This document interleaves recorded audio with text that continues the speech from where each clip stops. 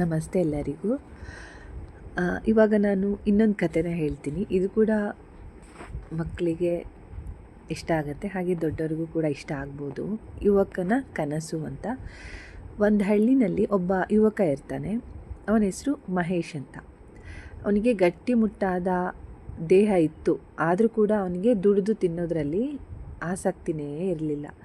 ತಾಯಿ ಅಂದರೆ ಅವರಮ್ಮ ದುಡಿದು ಏನು ತರ್ತಾಳಲ್ಲ, ಅದನ್ನು ಹೊಟ್ಟೆ ತುಂಬ ತಿಂದು ಹಗಲೆಲ್ಲ ಚೆನ್ನಾಗಿ ನಿದ್ದೆ ಮಾಡ್ತಾಯಿದ್ದಂತೆ. ನಿದ್ದೆಯಿಂದ ಎದ್ದ ಕೂಡಲೇ ಮತ್ತೆ ತಾಯಿ ಹತ್ರ, ಅಮ್ಮ ನಾನೊಂದು ಕನಸು ಕಂಡೆ, ಅದರಲ್ಲಿ ರಾಜ್ಕುಮಾರಿ ನನ್ನ ಕೈ ಹಿಡ್ಕೊಂಡಿದ್ಲು ಅಂತ ಹೇಳ್ತಾನೆ ಇರ್ತಿದ್ದಂತೆ. ಇನ್ನೊಂದು ದಿನ ತಾನು ದೊಡ್ಡ ಅರಮನೆ ಕಟ್ಟಿಸಿದಂತೆ ಕನಸು ಬೀಳ್ತಾ ಇತ್ತು. ಇದನ್ನು ಅವರಮ್ಮನ ಹತ್ರ ಹೇಳ್ತಾ ಇದ್ದಂತೆ. ದಿನವೂ ಅವನ ಕನಸಿನ ಕತೆ ಕೇಳಿ ಕೇಳಿ ತಾಯಿಗೆ ಬೇಜಾರಾಗಿಬಿಟ್ಟಿತ್ತಂತೆ. ಮಗನೇ, ಕನಸಿನಲ್ಲಿ ಬರುವ ಸಿರಿವಂತಿಕೆ ಎಚ್ಚರವಾದಾಗ ಇರಲ್ಲ ಕಣಪ್ಪ. ಹಗಲು ನಿದ್ರೆ ಮಾಡಿದ್ರೆ ಇಂತಹ ಕನಸು ಬೀಳುತ್ತೆ, ಇದು ಕಾಮನ್ನು. ಹಗಲು ದೇಹ ಶ್ರಮದಿಂದ ಸಂಪಾದಿಸಿ ಶ್ರೀಮಂತನಾಗಿ ಕನಸನ್ನೆಲ್ಲ ನನಸು ಮಾಡ್ಕೊಳ್ಬೇಕು ಅಂತ ಬುದ್ಧಿವಾದ ಹೇಳ್ತಾ ಇದ್ಲಂತೆ.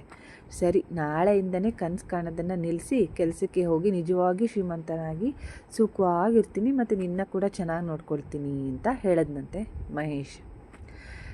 ನೆಕ್ಸ್ಟ್ ಡೇ ಅವನೇನು ಮಾಡ್ದ, ಕೆಲಸ ಹುಡ್ಕೊಂಡು ಹೋದಂತೆ. ಒಬ್ಬ ರೈತ, ನನ್ನಲ್ಲಿ 50 ತೆಂಗಿನ ಮರ ಇದೆ, ಈ ಮರಗಳನ್ನು ಹತ್ಬಿಟ್ಟು ತೆಂಗಿನಕಾಯಿ ತೆಕ್ಕೊಟ್ರೆ ಮರಕ್ಕೊಂದು ಕಾಯಿಯ ಹಾಗೆ 50 ತೆಂಗಿನಕಾಯಿ ಕೂಲಿ ಕೊಡ್ತೀನಿ ಅಂತ ಹೇಳುತ್ತಾನಂತೆ. ಅವನು ಒಪ್ಕೊಂಡು ಕೆಲವು ಮರಗಳಿಂದ ತೆಂಗಿನಕಾಯಿನ ತೆಗೆದು ಹಾಕಿದ. ತುಂಬ ಆಯಾಸ, ಅಂದರೆ ಅವನಿಗೆ ಫುಲ್ಲು ಟಯರ್ಡ್ ಆಯ್ತಂತೆ. ಒಂದು ಮರದ ಮೇಲೆ ಗರಿಯಲ್ಲಿ ಕುಳಿತುಕೊಂಡೇ ನಿದ್ದೆ ಮಾಡೋಕ್ಕೆ ಶುರು ಮಾಡಿದಂತೆ.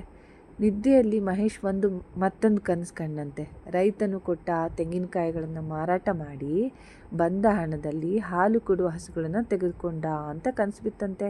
ಅದೇ ಹಾಲಿನ ಮಾರಾಟದಲ್ಲಿ ಬಂದ ಹಣ ಮನೆಯೊಳಗಡೆ ತುಂಬಿ ಹೊರಗೆ ಬಂತಂತೆ.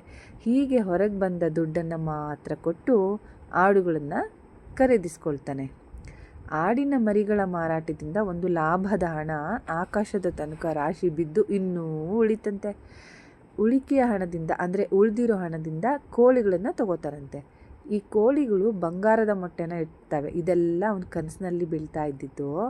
ಬಂಗಾರದ ಮೊಟ್ಟೆ ಮಾರಲು ಪೇಟೆಗೆ ಹೋದಾಗ ಒಬ್ಬ ವ್ಯಾಪಾರಿ ಒಂದು ವಿಚಿತ್ರ ಕುದುರೆಯನ್ನು ಮಾರಾಟ ಮಾಡೋದ್ರಲ್ಲಿದ್ದಂತೆ. ಅದಕ್ಕೆ ರೆಕ್ಕೆಗಳಿತ್ತಂತೆ ಆ ಕುದುರೆಗೆ.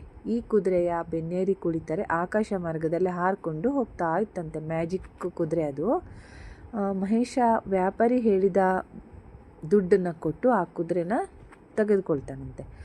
ಅದರ ಮೇಲೆ ಕುಳಿತುಕೊಂಡು ಗಗನ ಮಾರ್ಗದಲ್ಲಿ, ಅಂದರೆ ಆಕಾಶದಲ್ಲಿ ಹಾರ್ತಾ ಬರುವಾಗ ದೇಶದ ರಾಜ್ಕುಮಾರಿ ಉದ್ಯಾನವನದಲ್ಲಿ ನಿಂತ್ಕೊಂಡಿರ್ತಾಳಂತೆ. ಹಾರುವ ಕುದುರೆ ಮೇಲೆ ಕುಳಿತಿರುವ ಯುವಕನನ್ನು ನೋಡಿ ಕುತೂಹಲದಿಂದ ವೇವ್ ಮಾಡಿ, ಅಂದರೆ ಕೈ ಬೀಸಿ ಹತ್ತಿರ ಕರೀತಾಳೆ. ಕೆಳಗಿಳಿದು ಬಂದ ಮಹೇಶನೊಂದಿಗೆ, ನಿನ್ನಂತಹ ಸಾಹಸಿ ನನಗೆ ಗಂಡ ಆಗಲೇಬೇಕು, ನನ್ನನ್ನು ಮದುವೆ ಆಗ್ತೀಯಾ ಅಂತ ಬೇಡ್ಕೊಳ್ತಾಳಂತೆ, ಕೋರಿಕೊಳ್ತಾಳೆ. ಅವಳನ್ನು ಕುದುರೆ ಮೇಲೆ ಕೂರಿಸ್ಕೊಂಡು ಹಾರ್ತಿದ್ದಾಗ ಅದೇಕೋ ಕುದುರೆ ಮುಗ್ಗರಿಸ್ಬಿಡ್ತಂತೆ.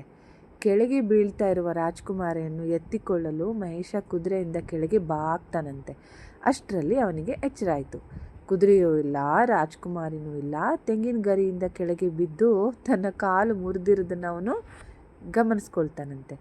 ಅಯ್ಯೋ ದೇವರೇ, ದುಡಿಮೆಯಲ್ಲಿ ದೊಡ್ಡನಾಗುವ ವಿಶ್ವಾಸ ಇಲ್ಲದೇನೆ ಅಮ್ಮ ಬೇಡ ಬೇಡ ಅಂದರೂ ಕೂಡ ಹಗಲು ನಿದ್ರೆ ಮಾಡಿ ಕನಸು ಕಂಡೆ, ಇದರಿಂದ ದುಡಿದು ತಿನ್ನಲಾಗದ ಸ್ಥಿತಿಗೆ ಕೂಡ ತಲುಪಿಬಿಟ್ನಲ್ಲ ಅಂತ ಮಹೇಶ ದುಃಖದಿಂದ ಹೇಳ್ಕೊಳ್ತಾನಂತೆ.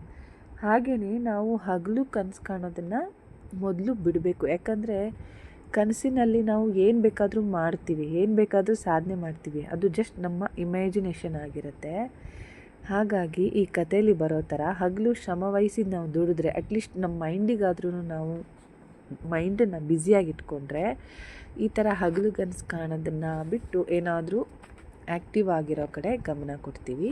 ಹಾಗೆ ರಾತ್ರಿ ಕೂಡ ತುಂಬ ಚೆನ್ನಾಗಿ ನಿದ್ದೆ ಬರುತ್ತೆ. ಇದು ಈ ಕಥೆಯ ಸಾರಾಂಶ. Thank you.